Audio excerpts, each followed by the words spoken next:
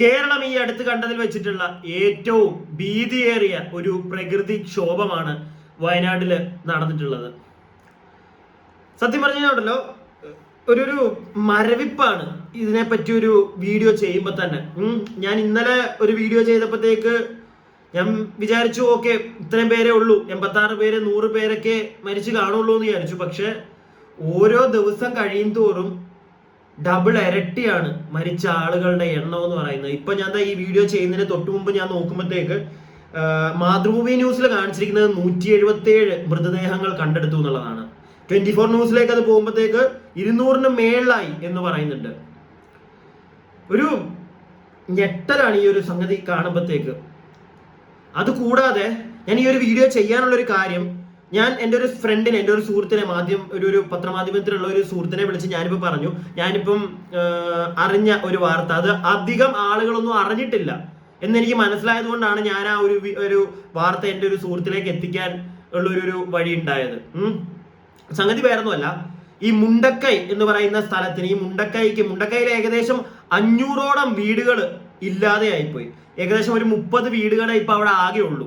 അത് പോരാതെ മുണ്ടക്കൈക്ക് ഓപ്പോസിറ്റ് ഉള്ള പുഞ്ചിരിമട്ടം എന്ന് പറയുന്ന ഒരു സ്ഥലമുണ്ട്. നിങ്ങൾ ഈ ഒരു വാർത്ത, ഈ ഒരു കുറച്ച് എൻ്റെ ഈ ഒരു വീഡിയോ എങ്കിലും നിങ്ങൾ കുറെ ആളുകളിലേക്ക് ഒന്ന് ഷെയർ ചെയ്ത് കൊടുക്കുക. കാരണം ഈ പുഞ്ചിരിമട്ടം എന്ന് പറയുന്ന സ്ഥലത്ത് ഒരുപാട് ആളുകൾ കുടുങ്ങിക്കിടപ്പുണ്ട്. ഇത് അധികം ആൾക്കാരിലേക്ക് എത്തിയിട്ടില്ല എന്നാണ് എനിക്ക് തോന്നുന്നത്. രക്ഷാപ്രവർത്തകരാണെങ്കിലും ശരി ഇതിനെപ്പറ്റി അറിഞ്ഞിട്ടില്ല എന്നാണ് എനിക്ക് തോന്നുന്നത്.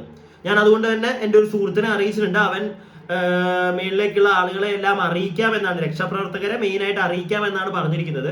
അത് ഞാനും വേറൊരു ആളുടെ വീഡിയോ വഴിയാണ് അറിഞ്ഞിരിക്കുന്നത്. അതും ആ വീഡിയോ ആണെങ്കിൽ ഒരുപാട് ആളുകൾ കണ്ടിട്ടില്ല.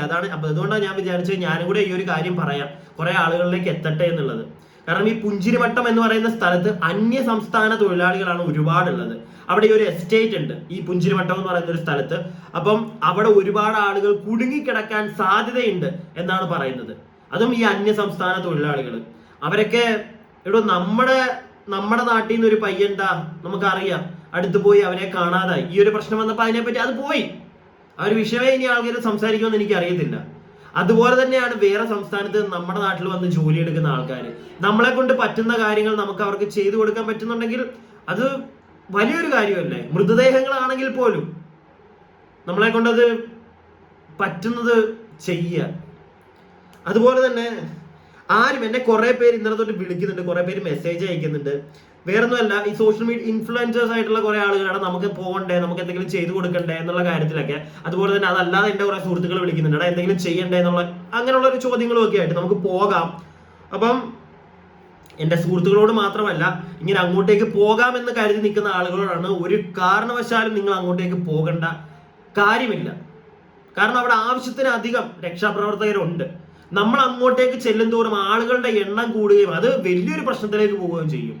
കാരണം ലാസ്റ്റ് ഒരുപാട് രക്ഷാപ്രവർത്തകർ കാരണം, ഇല്ലെങ്കിൽ രക്ഷാപ്രവർത്തകർ ചെല്ലുന്ന വണ്ടികൾ കാരണം എന്തെങ്കിലും ഒരു അത്യാവശ്യം ഒരു ആംബുലൻസിലും എല്ലാം പോകേണ്ട വന്നു കഴിഞ്ഞാൽ അത് പോകാൻ പറ്റാതെ ബുദ്ധിമുട്ടുകൾ ഉണ്ടാവും. അതുപോലെ തന്നെ കാഴ്ചക്കാരായി ഒരുപാട് ആളുകൾ പോകുന്നു എന്നൊക്കെ ഞാൻ അറിഞ്ഞു. ദൈവത്തെ ഓർത്ത് അങ്ങോട്ടേക്ക് ആരും പോകാതിരിക്കുക. നിങ്ങൾക്ക് ചെയ്യാൻ പറ്റുന്ന കാര്യങ്ങൾ, അതായത് അങ്ങോട്ടേക്കുള്ള വസ്ത്രങ്ങൾ, ഭക്ഷണം, ഇതൊക്കെ ഈ കളക്ഷൻ സെന്റേഴ്സ് ഉണ്ട്, അവിടെ എത്തിക്കുക. കോഴിക്കോടൊക്കെ ഉണ്ട് കളക്ഷൻ സെന്റേഴ്സ്, അങ്ങോട്ടേക്കൊക്കെ നിങ്ങൾ എത്തിച്ചാൽ മതി. അല്ലാതെ ഒരു കാരണവശാലും പിന്നെ വയനാട്ടിലേക്ക് മേപ്പോട്ട് നമ്മുടെ മാനന്തവാടിയിൽ നിന്ന് ചുരം കയറാനൊന്നും എന്തായാലും പോലീസുകാർ അനുവദിക്കുന്നില്ല. പിന്നെയും ഓരോ കാരണങ്ങൾ പറഞ്ഞ് കയറി പോകുന്നവരുണ്ട് എന്നാണ് അറിഞ്ഞത്. ദൈവത്തെ ഓർത്ത് അങ്ങനെ ചെയ്യാതിരിക്കുക നിങ്ങൾ. അതുപോലെ തന്നെ ഞാനിവിടെ 1-2 പോസ്റ്റേഴ്സ്, ഞാൻ ഇന്ന് രാവിലെ തൊട്ട് കണ്ടിട്ടുള്ള കുറച്ച് പോസ്റ്റേഴ്സ് ഞാൻ നിങ്ങൾക്ക് കാണിച്ചു തരാം. ആദ്യത്തേത് വയനാട് മുണ്ടക്കൈ ദുരന്തം. പെട്ടെന്ന് കേടാകുന്ന വസ്തുക്കൾ, ഉപയോഗിക്കുന്ന വസ്ത്രങ്ങളും വസ്തുക്കളും ഉപയോഗിച്ച വസ്ത്രങ്ങളും ദുരിതാശ്വാസ ക്യാമ്പിലേക്ക് എത്തിക്കരുത്. ഞാൻ ഇന്നലത്തെ വീഡിയോയിലും പറഞ്ഞാണ്, ഒരു കാരണവശാലും നിങ്ങൾ ഉപയോഗിച്ച ഡ്രസ്സ് ഇതൊന്നും കൊടുക്കരുത്, വളരെ മോശമാണ്. അതുപോലെ തന്നെ ഈ ഭക്ഷണ സാധനങ്ങൾ, അതായത് ഈ നമ്മുടെ ബ്രെഡോ അങ്ങനെയുള്ള കാര്യങ്ങളൊക്കെ നിങ്ങൾ കൊടുക്കുമ്പോഴത്തേക്ക് നിങ്ങൾ നോക്കുക, എക്സ്പയറി ഡേറ്റ് എന്നാണോ നോക്കിയിട്ട് മാത്രം ഒന്ന് കയറ്റി അയക്കുക. അല്ലാതെ ചുമ്മാ നമ്മളിപ്പോൾ 2 ദിവസം കൊണ്ട് എക്സ്പയറി ആവാൻ പോകുന്ന ഫുഡുകളൊന്നും അങ്ങനത്തെ സാധനങ്ങളൊന്നും കയറ്റി വിടാതിരിക്കുക. കാരണം അവിടെ ചെന്ന് അവിടുന്ന് ഇപ്പൊ കളക്ഷൻ സെന്റേഴ്സിൽ എത്തി അവിടുന്ന് പിന്നെ മേപ്പോട്ട് കൊടുത്തു വിട്ട് അവിടെ ആവശ്യക്കാരിലേക്കൊക്കെ എത്തുമ്പോഴത്തേക്ക് ചിലപ്പോൾ താമസിക്കും. അപ്പം അധികം കേടാകാത്ത ഭക്ഷണങ്ങൾ, എക്സ്പയറി ആവാത്ത ഇങ്ങനത്തെ ഈ ബ്രെഡ് അങ്ങനെയുള്ള കാര്യങ്ങളൊക്കെ മാക്സിമം കൊടുത്തു വിടാൻ നോക്കുക. അതുപോലെ തന്നെ ഇത് കണ്ടപ്പോഴാണ്, ഇതെനിക്ക് എൻ്റെ ഒരു പെർസ്പെക്റ്റീവിലാണ് ഞാൻ ഈ ഒരു കാര്യം നിങ്ങളോട് പറയാൻ പോകുന്നത്. നിങ്ങൾ എങ്ങനെ എടുക്കുമെന്ന് എനിക്കറിയില്ല. നിങ്ങളും നിങ്ങളുടെ ബുദ്ധി ചിന്തിച്ചിട്ട് മാത്രം കാര്യങ്ങൾ ചെയ്യുക. ഞാൻ വീണ്ടും പറയുന്നു, എനിക്ക് തോന്നിയ ഒരു പെർസ്പെക്റ്റീവ് ഈ ഒരു പോസ്റ്ററിനെ പറ്റിയിട്ടുള്ള ഞാനിപ്പോൾ നിങ്ങളോട് പറയും. വേറൊന്നുമല്ല, ദുരന്തത്തിൽ സർവ്വതും നഷ്ടപ്പെട്ടവരെ കൈ പിടിച്ചുയർത്തണം, ദുരിതാശ്വാസ നിധിയിലേക്ക് സംഭാവന നൽകണം മുഖ്യമന്ത്രി. മുഖ്യനപ്പം ഈ ഒരു കാര്യം പറഞ്ഞിട്ടുണ്ട്. എന്റെ പെർസ്പെക്റ്റീവിൽ ഞാനൊരു കാര്യം പറയട്ടെ, 10 പൈസ ഞാൻ ഈ ഒരു ദുരിതാശ്വാസ നിധിയിലേക്ക് കൊടുക്കത്തില്ല. ഞാൻ കൊടുക്കത്തില്ല. എന്നെ കൊണ്ട് പറ്റുന്ന എമൗണ്ട് എത്രയാണെങ്കിലും, അത് 500 ആണെങ്കിലും 1000 ആണെങ്കിലും 2000 ആണെങ്കിലും ശരി, അത് ഞാൻ നേരിട്ട് അവിടെയുള്ള ഒരു കുടുംബത്തിന്റെ കയ്യിൽ എനിക്ക് വെച്ചു കൊടുക്കാൻ പറ്റിയാൽ അത് മതി എനിക്ക്. മനസ്സിലായില്ലേ? ഞാൻ എന്തായാലും നമുക്ക് എന്തായാലും അങ്ങോട്ട് പോയി ഒന്നും ചെയ്യാൻ പറ്റില്ല. ഈ ഒരു പ്രശ്നങ്ങളൊന്ന് കുറയട്ടെ. അവിടെ ഇപ്പൊ ഒന്നാമത് നല്ല വെള്ളവും മൊത്തത്തിൽ അവിടെ പ്രശ്നമാണ്. ഒരുപാട് ആളുകളെ കണ്ടുകിട്ടാനുണ്ട്. അപ്പൊ അതൊക്കെ ഒന്നൊന്ന് ഇതിന്റെ ഒരു രോക്ഷം, പ്രകൃതിയുടെ ആ ഒരു രോക്ഷം അവിടെ ഒന്ന് കുറയുമ്പോഴത്തേക്ക് നമുക്ക് അവിടുത്തെ ഈ ആളുകളെ കുറെ പേരെ റെസ്ക്യൂ ഒക്കെ ചെയ്തതിന് ശേഷം നമുക്ക് അങ്ങോട്ടേക്ക് പോകാം എന്നാണ് ഞാൻ വിചാരിച്ചിരിക്കുന്നത്. എന്നിട്ട് എന്നെ കൊണ്ട് കൊടുക്കാൻ പറ്റുന്നത് ഒരു കുഞ്ഞ് എമൗണ്ട് ആണെങ്കിലും അത് അവിടെ ഈ ഒരു പ്രശ്നത്തിൽ ജീവിതം തന്നെ ഇല്ലാതായ ഒരാളുടെയെങ്കിലും കയ്യിൽ വെച്ചു കൊടുക്കണമെന്നൊരു ആഗ്രഹം എനിക്ക്. അല്ലാതെ ഒരുത്തന്റെ നിധിയിലേക്ക് ഉണ്ടാക്കാൻ എനിക്ക് താല്പര്യമില്ല. കാരണം അത് ഉണ്ടാക്കി കഴിഞ്ഞാൽ അവിടെ ചെല്ലും. എനിക്ക് പ്രതീക്ഷയില്ല, എനിക്ക് ഒട്ടും പ്രതീക്ഷയില്ല. ഇവന്റെയൊക്കെ ഖജനാവിനകത്തോട്ട് ഉണ്ടാക്കിയിട്ടിട്ട് അത് അവിടെ ആവശ്യമുള്ള ആളുകളിലേക്ക് എത്തുമെന്ന് എനിക്കൊരു പ്രതീക്ഷയില്ല. അതുകൊണ്ട് തന്നെ ഞാൻ കൊടുക്കത്തില്ല. ഇത് എന്റെ പെർസ്പെക്റ്റീവാണ്, എന്റെ ഒരു മെന്റാലിറ്റിയിൽ എനിക്ക് തോന്നിയൊരു കാര്യമാണ്. നിങ്ങളുടെ വേറെ ആണെങ്കിൽ ഓക്കെ, നിങ്ങൾക്ക് കൊടുക്കണമെങ്കിൽ കൊടുക്കുക. ഞാൻ ഒരിക്കലും കൊടുക്കണ്ടെന്ന് പറയില്ല. ഞാൻ എന്റെ പെർസ്പെക്റ്റീവാണ് പറയുന്നത്. എനിക്ക് താല്പര്യമില്ല, ഞാൻ കൊടുക്കത്തുമില്ല. എത്തുമെന്ന് എനിക്ക് പ്രതീക്ഷയില്ല. അത് അർഹതപ്പെട്ട ആളുകളുടെ എത്തുമെന്ന് എനിക്ക് ഒരു പ്രതീക്ഷയില്ല. 2018 വെള്ളപ്പൊക്കത്തിന് ഒരുപാട് ആളുകൾ, ഞാൻ ഒരു കുട്ടനാട്ടുകാരനാണ്, ഒരുപാട് ആളുകൾക്ക് ഇപ്പോഴും ഉണ്ട് പൈസ കിട്ടാനായിട്ട്. അറിയാമോ നിങ്ങൾക്ക്? ഒരുപാട് പേർക്ക്. എവിടെയാ പൈസയൊക്കെ? എവിടെ? വീണ്ടും ഇവന്റെയൊക്കെ അണ്ണാക്കിനകത്തോട്ട് തട്ടിയിടാനോ? കുറെ പേര്, ഞാൻ കുറച്ചു മുന്നേ ഞാൻ ആ ഒരു പോസ്റ്ററും കൂടെ ഇവിടെ വെച്ച് തരാം. ആഷിഖ് അബു, നമ്മുടെ സിനിമ ഡയറക്ടർ ആഷിഖ് അബു ഒരു പോസ്റ്റർ ഇട്ടിട്ടുണ്ട്. ഇതാണ് പോസ്റ്റർ അല്ല, ലൈക്ക് പുള്ളി ഒരു പോസ്റ്റ് ഇട്ടതാണ് പുള്ളിയുടെ ഇൻസ്റ്റഗ്രാമിൽ. മുഖ്യമന്ത്രിയുടെ ദുരിതാശ്വാസ നിധിയിൽ നിന്ന് പണം ഒരു സർക്കാരുകൾക്കും വക മാറ്റി ചെലവഴിക്കാൻ സാധിക്കില്ല. അതുകൊണ്ട് തന്നെ നിങ്ങൾ പൈസ കൊടുക്കൂ, ഫേക്ക് ന്യൂസസിനൊന്നും നിങ്ങൾ വീഴരുത് എന്നുള്ള രീതിയിലാണ് ഈ പുള്ളി ഈ സാധനം ഇട്ടിരിക്കുന്നത്. അപ്പൊ ഈ അണ്ണനോടും കൂടെ ചേർത്താണ് ഞാൻ പറയുന്നത്. അണ്ണ, മുഖ്യമന്ത്രിയുടെ മറ്റേ ആ നിധിയിൽ നിന്നുണ്ടല്ലോ, ആ ഒരു നിധിയിൽ നിന്ന് സർക്കാർ എടുത്തോണ്ട് പോകുന്ന ഞങ്ങൾക്ക് പ്രതീക്ഷ, അങ്ങനത്തെ പേടിയൊന്നുമില്ല. പക്ഷെ ഈ മുഖ്യൻ അത് മുക്കുമെന്നുള്ളൊരു പേടി നമുക്കുണ്ട്. ഉള്ള കാര്യം പറയാലോ, ഉണ്ട്. അതുകൊണ്ട് തന്നെ താല്പര്യമില്ല ചെയ്യാൻ. നമ്മൾ നേരിട്ട് ചെയ്തോളാം. നമ്മളെ കൊണ്ടാവുന്ന ഭക്ഷണ സാധനങ്ങളോ എന്താന്ന് വെച്ച് കഴിഞ്ഞാൽ നമ്മൾ ചെയ്തോളാം. മനസ്സിലായില്ലേ? പൈസ കൊടുക്കാനാണെങ്കിലും ഞാൻ പറഞ്ഞല്ലോ, എന്തെങ്കിലും അങ്ങോട്ടേക്ക് ചെന്ന് അവിടെ ഇതിൽ അഫക്റ്റ് ആയിട്ടുള്ള ഒരു കുടുംബത്തിലെ ഒരു പയ്യന്റെ ആണെങ്കിലും ശരി, ഒരു 2000 രൂപ വെച്ച് കഴിഞ്ഞാൽ എനിക്കൊരു സമാധാനമുണ്ട്. അത് അവന്റെ കയ്യിൽ കിട്ടിയല്ലോ എന്നുള്ളൊരു സമാധാനം എനിക്കും കാണും. അത് ആ പയ്യനും ചിലപ്പോൾ ഒരു ഗുണമായിരിക്കും, അല്ലെങ്കിൽ ഒരു ചേച്ചിക്കാണെങ്കിലും ആ ചേച്ചിക്കാണെങ്കിലും ഗുണമായിരിക്കും. അത് മതി. അല്ലാതെ ഒരുത്തന്റെ നിധിയിലോട്ട് എനിക്ക് ഉണ്ടാക്കാൻ താല്പര്യമില്ല, ചെയ്യുന്നുമില്ല. അതിന്റെ പേരിൽ ഇനി എന്തൊക്കെ വന്നെന്ന് പറഞ്ഞാലും ഞാൻ ഫേസ് ചെയ്തോളാം. അത് എന്റെ പെർസ്പെക്റ്റീവ്. ഓക്കെ, ഞാൻ നിങ്ങളോട് കൊടുക്കേണ്ടതെന്ന് ഒന്നും പറയുന്നില്ല, നിങ്ങളുടെ ഇഷ്ടമാണ്. നിങ്ങൾക്ക് അത് കൊടുത്താൽ നല്ലതാണ്, അവിടെ എത്തുമെന്ന് തോന്നുന്നുണ്ടെങ്കിൽ നിങ്ങൾ കൊടുക്കുക. ഇനി ഞാൻ വാർത്താ ചാനലുകളുടെ ഒരുപാട് വാർത്താ ചാനലുകൾ അവിടെ ചെന്നിട്ടുണ്ട്. റിപ്പോർട്ടേഴ്സ് അവിടെ പല ന്യൂസുകൾ റിപ്പോർട്ട് ചെയ്യുന്നത് ഞാൻ കണ്ടു. ആശുപത്രിയിൽ ഒരു കുടുംബത്തിലെ ഒരു 10 പേര് പോയിട്ടുണ്ടെങ്കിൽ ചിലപ്പോൾ അതിനകത്ത് നിന്ന് ഒരാൾ രക്ഷപ്പെട്ടിട്ടുണ്ടായിരിക്കും. ആ ഒരാൾ ആശുപത്രിയിൽ ഉണ്ടെങ്കിൽ ആ ആശുപത്രിയിൽ ചെന്ന് ആ വ്യക്തിയോട് സംസാരിക്കുന്ന റിപ്പോർട്ടേഴ്സിനെ ഞാൻ കണ്ടു.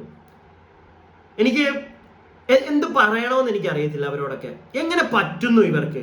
അവരുടെ കുടുംബത്തിലെ ഒരാളാണ് ആ കിടക്കുന്നതെങ്കിൽ അവർക്ക് ഇത് പറ്റുമോ? ഞാൻ അങ്ങനെയൊക്കെയാണ് ചിന്തിച്ചത്. പറ്റുമോ? പോയിട്ട് കരയിപ്പിക്കുക. ഒന്നാമത് വിഷമിച്ച് തളർന്നിരിക്കുന്ന ഒരാളുടെ അടുക്കിലോട്ട് ചെന്നിട്ട് വീണ്ടും ആ പ്രശ്നത്തിനെ പറ്റി ചോദിച്ച് കരയിപ്പിക്കുന്ന ഒരു അവസ്ഥ ഞാൻ കണ്ടു.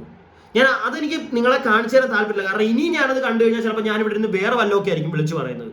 എനിക്കത് കണ്ടപ്പോഴത്തേക്ക് സങ്കടവും തോന്നി, ഈ ചോദിക്കുന്നവരോടൊക്കെ ഒരു ദേഷ്യവും തോന്നി. അതുകൊണ്ട് തന്നെ അത് ഞാനിവിടെ കാണിക്കുന്നില്ല. നേരെ മറിച്ച് ഇത് കണ്ടപ്പോഴും സങ്കടം തോന്നി. പക്ഷെ ഇതിനകത്ത് നിങ്ങളിത് കാണുക, എന്നിട്ട് നമുക്ക് ബാക്കി സംസാരിക്കാം. ഞാൻ ഒരു കുഞ്ഞു ക്ലിപ്പ് ഇവിടെ ഞാനത് നിങ്ങൾക്ക് വെച്ച് കാണിക്കുന്നില്ല, ഞാൻ എൻ്റെ ഫോണിൽ പ്ലേ ചെയ്യാം. ഓക്കെ, ഞാൻ എൻ്റെ ഫോണിൽ പ്ലേ ചെയ്യാം. കാരണം അത് ഒരു ചാനലിന്റെ വന്നതാണ്. ചിലപ്പോൾ ഞാനതെടുത്തിട്ട് വെച്ച് കഴിഞ്ഞാൽ ഇവന്മാരെ 2 തെറി പറയുന്നോണ്ട് തന്നെ അവന്മാർ ചിലപ്പോൾ എനിക്ക് പണി തരാനുള്ള ചാൻസ് ഉണ്ട്. എനിക്കിനി പണിയൊന്നും മേടിക്കാൻ വയ്യ. അതുകൊണ്ട് ഞാനിത് നിങ്ങൾക്ക് ഇവിടെ എൻ്റെ ഫോണിൽ പ്ലേ ചെയ്തൊന്ന് കേൾപ്പിച്ച് തരാം. നിങ്ങളൊന്ന് കേട്ട് നോക്കിക്കോ. ജസ്റ്റ് ഞാൻ അടുത്തോട്ട് പിടിച്ചു തരാം, അപ്പം നിങ്ങൾക്ക് കാണാനും പറ്റും. ഓക്കെ, ഇത് അയ്യോ ഇങ്ങനെയൊക്കെ എന്നെ കൊണ്ടൊന്നും പറ്റത്തില്ല കേട്ടോ. നമ്മളൊക്കെ വീഡിയോ ചെയ്യും, പക്ഷേ ഇത് കാണിക്കാൻ തന്നെ എന്തോ പോലെ. പക്ഷെ ഇത് നിങ്ങൾ അറിഞ്ഞിരിക്കണം, ഇങ്ങനത്തെ ചെറ്റത്തരങ്ങൾ അവിടെ നടക്കുന്നുണ്ട്. അല്ലെങ്കിൽ നമ്മുടെ റിപ്പോർട്ടേഴ്സ് വഴി നല്ല വാർത്തകൾ പുറത്തേക്ക് കൊണ്ടുവരിക, അവരുടെ കഷ്ടപ്പാടുകൾ പുറത്തേക്ക് കൊണ്ടുവരിക. ഇപ്പോഴല്ല, ഈ ഒരു സിറ്റുവേഷനിലല്ല. അവരുടെ ഉറ്റവരെ ഉടയവരെയും കാണാതെ കൂടെ ഉണ്ടായിരുന്ന കുടുംബക്കാരെ ഒന്നും കാണാതെ നിൽക്കുന്ന ഒരു സിറ്റുവേഷനിൽ പോയി ചോദിക്കുന്നതിനോട് യോജിക്കാൻ പറ്റുന്നില്ല മാധ്യമ പ്രവർത്തകരെ. ഇത് കണ്ടു നോക്കാൻ തരം നിങ്ങൾ. കുറ്റവരമില്ലവരാരുമില്ല. ഞങ്ങളെ അവസ്ഥകൾ ആലോചിച്ച് നോക്കുകയാണ്. ഞങ്ങൾ എന്ത് പാപം ചെയ്തിട്ടുണ്ട് ഈ നാട്ടില്? ആരും ഒരു പാപം ചെയ്യുന്ന ആൾക്കാരല്ല, അന്നാ പണിക്ക് പോയിരിക്കുന്നവരാണ്. അത് എത്രയും പ്രയാസപ്പെടുത്തുന്ന എന്തിനുമാണ് ദൈവം ഞങ്ങളെ നിൽക്കുന്നത്? ഇതിന് നല്ല ഞങ്ങളെല്ലാവരും പോയി കഴിഞ്ഞിരിക്കുകയാണ്. ഞങ്ങൾക്ക് ഇനി ആരല്ലത്? നിങ്ങൾ പറഞ്ഞു തരും, ഞങ്ങൾക്ക് ആരല്ലത്? കിടക്കുന്നത് ഇതുവരെ കിട്ടിയിട്ടില്ല. ആരോട് ഞങ്ങൾ പറയുന്നത്? എന്റെ സ്നേഹന്മാരും എല്ലാവരും മണ്ണിനടിയിലാണ്. അറിയോ? ഇതൊക്കെ ആരോട് നമ്മൾ സങ്കടം പറയും? എല്ലാവരും പോയി കിടക്കുകയാണ്. ഇനി എന്തിനാണ് ജീവിക്കുന്നത്? ദൈവം ഞങ്ങളെ കൂടെ കൊണ്ടുപോയി കൂടെ. ഇതിനെന്തിനാണ് ഞങ്ങളെ കഷ്ടപ്പെടുത്തുന്നത്? നമ്മൾ എന്ത് പാവാണ് ഈ നാട്ടിൽ ചെയ്തിട്ടുള്ളത്? എന്ത് പറയണമെന്ന് അറിയില്ല. അത് ഒരു എല്ലാം നഷ്ടപ്പെട്ട, എല്ലാം തകർന്ന, എല്ലാം നശിച്ച ഒരു ഒരു ഒരു ഒരു പ്രദേശമായിട്ട് മാറിയിരിക്കുന്നു. എല്ലാം നഷ്ടപ്പെട്ടാണ് നിൽക്കുന്നതെന്ന് താങ്കൾക്ക് അറിയാമെങ്കിൽ എന്തിനാണോ മനുഷ്യ അങ്ങനെ തളർന്നു നിൽക്കുന്ന ഒരാളുടെ അടുക്ക പോയി വീണ്ടും വീണ്ടും ചോദിച്ചുകൊണ്ടിരിക്കുന്നത്? അത് കേൾക്കുമ്പോൾ സത്യം പറഞ്ഞ കരച്ചിൽ വരുന്നുണ്ട്. എന്നാൽ നമ്മൾ അറിയുന്നുണ്ട്, വാർത്തകൾ നമ്മളെ അറിയിക്കുന്നുണ്ട്, നല്ല കാര്യം. പക്ഷേ ഇങ്ങനെയുള്ള ആളുകളുടെ അവരുടെ ആ ഒരു സങ്കടത്തെ വിൽക്കല്ലേ, ദൈവത്തെ ഓർത്ത് വിൽക്കരുതേ. വളരെ മോശം, അത് സഹിക്കാൻ പറ്റുന്നില്ല ഇങ്ങനത്തെ ഓർത്ത്. നമുക്ക് കേൾക്കുമ്പോൾ നമുക്ക് സങ്കടം ആവുന്നുണ്ട്. പക്ഷെ അതുപോലെ തന്നെ ഇത് ഒപ്പിയെടുക്കുന്നവന്മാരെ, എൻ്റെ പൊന്നു ചേട്ടന്മാരെ, നിങ്ങളുടെ വീട്ടിൽ ഒരാളാണെങ്കിൽ നിങ്ങൾക്ക് ഇത് ചെയ്യാൻ പറ്റുമോ? ഞാൻ അത്രേ ചോദിക്കുന്നുള്ളൂ. പറ്റുമോ നിങ്ങൾക്കിത്? TRP റേറ്റിംഗ് കൂട്ട്, കച്ചവടം ആക്ക്, കാശുണ്ടാക്കിക്കോ. പക്ഷെ ഒരു ഇച്ചിരി മനുഷ്യത്വം എന്ന് പറയുന്ന ഒരു സാധനം കൂടെ കാണിക്കുക അവരോടൊക്കെ. പോയി ഇങ്ങനത്തെ വൃത്തികേടുകൾ കാണിക്കാതെ. അതുപോലെ തന്നെ ഇപ്പൊ ഈ ഹൈ റേഞ്ചിലേക്കൊക്കെ പോകുന്ന ആൾക്കാർ ദൈവത്തെ ഓർത്ത് ഇപ്പം നിങ്ങൾ എങ്ങോട്ടും പോകാതിരിക്കുക. നിങ്ങളുടെ ബന്ധുക്കാരോ ആരെങ്കിലും ഒക്കെ ഈ ഹൈ റേഞ്ച് സ്ഥലങ്ങളിലൊക്കെ താമസിക്കുന്നവരുണ്ടെങ്കിൽ വിളിക്കുക അവരെ. നിങ്ങളുടെ വീട്ടിലേക്ക് വിളിച്ച് നിർത്താൻ പറ്റുമെങ്കിൽ അങ്ങനെയുള്ള നല്ല കാര്യങ്ങളൊക്കെ ചെയ്യുക. എന്ന് വെച്ചിട്ട് ചിലപ്പോൾ ഹൈ റേഞ്ചിൽ ഇനി പ്രശ്നം ഉണ്ടാവാൻ ചാൻസ് ഇല്ല. ഈ വെള്ളവും ഇതെല്ലാം കൂടെ ഒലിച്ചിങ്ങി വരുമോ, വെള്ളം കയറിക്കൊണ്ടിരിക്കുക. ചിലപ്പോൾ നമുക്കായിരിക്കും ഏറ്റവും കൂടുതൽ പ്രശ്നം വരാൻ പോകുന്നത്. എല്ലാവരും അതുകൊണ്ടൊന്ന് സേഫ് ആയിട്ടിരിക്കുക. വെള്ളക്കെട്ടിലേക്കൊന്നും, ഞാൻ ഇന്നലെ തൊട്ട് കാണുന്നതാണോ, ഇന്നും കണ്ടു. അത് ഇന്ത്യ ടുഡേ, നമ്മുടെ വയനാട് നടക്കുന്നതല്ല, പക്ഷെ ഇന്ത്യ ടുഡേയുടെ ഇതിലാണ് ഞാൻ കണ്ടത്. എന്താണെന്നറിയോ, ഒരു ബസ്, ഒരു പാലം ഫുള്ള് വെള്ളം കയറിയിട്ട് അത് കുത്തി ഒഴുകുക ആ വെള്ളം. അതിൻ്റെ ഇടയിൽ കൂടെ ബസ് ആളുകളെ വെച്ച് ഓടുക. എന്തിനാ ഇങ്ങനത്തെ ഒരു കുറച്ച് ദിവസത്തേക്ക് ആ ബസ് ഓട്ടം തന്നെ നിർത്തി വെക്കുക ആ റൂട്ടിലൊക്കെ. ആളുകളെ രക്ഷിക്കാനാണെങ്കിൽ അവർ ഇപ്പം എയർ ലിഫ്റ്റിംഗ് ഒക്കെ വഴിയാ കൂടുതൽ ആളുകളെ അങ്ങനെ രക്ഷപ്പെടുത്ത്. ഈ ആളുകളെ രക്ഷിക്കണമെന്നും പറഞ്ഞ് ഈ ഇത്രയും വെള്ളം കുത്തി ഒലിക്കുന്നതിന്റെ ഇടയിൽ കൂടെ ജീപ്പും കാറും ഒന്നും ഇട്ട് ഓടിക്കല്ലേ. രക്ഷിച്ചുകൊണ്ടിങ്ങി വരുമ്പോ ഇപ്പറ എത്തത്തില്ല, ഉള്ള കൊണ്ടുപോകും. കുറച്ചു നേരം വെയിറ്റ് ചെയ്താൽ ചിലപ്പോൾ എയർ ലിഫ്റ്റിംഗ് ഹെലികോപ്റ്റർ വന്നിട്ട് എല്ലാവരും രക്ഷപ്പെടുത്തും. എയർ ലിഫ്റ്റിംഗ് ഒക്കെ ഇപ്പൊ ഇഷ്ടംപോലെ നടക്കുന്നുണ്ട്. അതുപോലെ തന്നെ ഞാൻ പറഞ്ഞ ഈ ഒരു പുഞ്ചിരിമട്ടം അല്ലേ, പുഞ്ചിരിമട്ടം എന്ന് പറയുന്ന സ്ഥലം, അവിടെ കുറെ ആളുകൾ കുടുങ്ങിക്കിടപ്പുണ്ടെന്ന് അറിയുന്നുണ്ട്. പറ്റുമെങ്കിൽ എല്ലാവരും ഒന്ന് സഹകരിച്ച് അവരെ ഒന്ന് രക്ഷപ്പെടുത്താനുള്ള എന്തെങ്കിലും കാര്യങ്ങൾ ചെയ്യുക. എയർ ലിഫ്റ്റിംഗ് ഒക്കെ അവിടെ നടക്കുകയുള്ളൂ. കാരണം ഞാൻ കണ്ടു, ഭയങ്കര വെള്ളമാണ് ഈ പുഞ്ചിരിമട്ടം ഈ പറയുന്ന സ്ഥലത്തൊക്കെ. ഈ മുണ്ടക്കയുടെ ഓപ്പോസിറ്റ് ആണെന്നാണ് ഞാൻ അറിഞ്ഞത് ഈ ഒരു സ്ഥലം. അതുപോലെ തന്നെ ഈ പുഞ്ചിരിമട്ടം അവിടുത്തെ എസ്റ്റേറ്റ്, ഒരുപാട് തൊഴിലാളികൾ. നിങ്ങൾക്ക് പറ്റുമെങ്കിൽ ഷെയർ ചെയ്തില്ലെങ്കിലും കുഴപ്പമില്ല, ആൾക്കാരെ അറിയിക്കുക. നിങ്ങൾക്കൊക്കെ അറിയാവുന്ന ആരെങ്കിലും ഒക്കെ ഈ പോലീസിലോ അവിടെ ഇവിടെയൊക്കെ ഉണ്ടെങ്കിൽ ഒന്ന് അറിയിക്കുക. ഇങ്ങനെയുള്ളൊരു കാര്യം നടന്നിട്ടുണ്ട്. ഞാനും ഇങ്ങനെ വീഡിയോകൾ വഴി അറിയുന്നത്, നമ്മൾ രാവിലെ തൊട്ടിരുന്ന് കാണുന്നുണ്ട്. നമ്മളെ കൊണ്ട് പറ്റുന്നതൊക്കെ നമ്മൾ ഇവിടെ നിന്ന് ചെയ്യുന്നുണ്ട്, ന്യൂസസ് അപ്ഡേറ്റ് ചെയ്യുന്നുണ്ട്. നിങ്ങളെ കൊണ്ട് പറ്റുന്നത് നിങ്ങളും ചെയ്യുക.